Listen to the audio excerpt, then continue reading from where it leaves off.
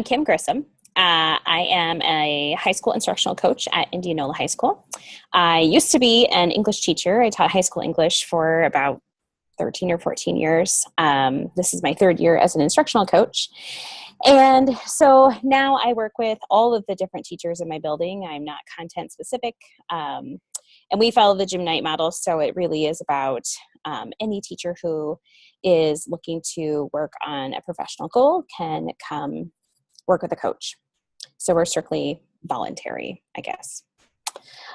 So I started the online blended learning because our high school tech integration coach, Allie Sauter, had taken the first class and she said, hey, I think this is a really good class. Maybe we should offer it to some of the teachers in our district. And when she was telling me about it, honestly, it was all about the strategic use of technology. And in our building, we've been one-to-one now. I think this is our fourth year. And my first year teaching one-to-one, I felt like I was just adding in a lot of technology, but I didn't always feel like I was getting as much out of it. And I felt like sometimes adding technology or integrating technology was just more for show than for real academic or instructional output.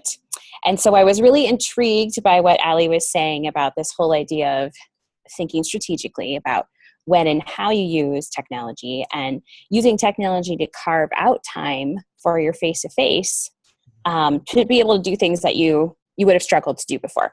So that's really how I became interested in it. And then when I took all four of those classes.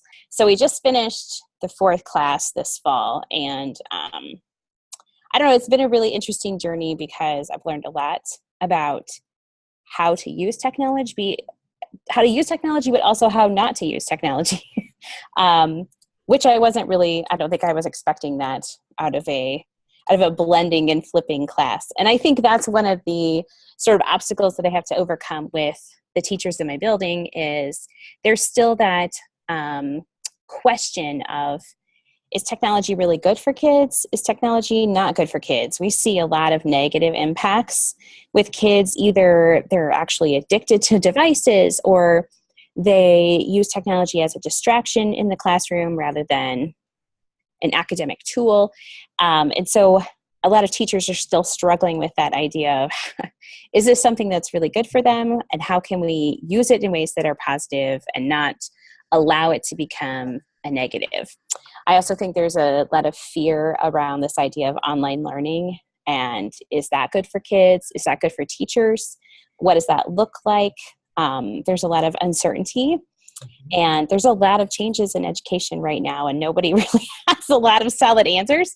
So I guess the biggest challenge for me is just in trying to pass on the message of this blend flip cohort is really about answering some of those questions for you as an individual teacher, and then also looking at how we as teachers sort of in the know after going through this training can direct the vision of our building and our district as we move forward.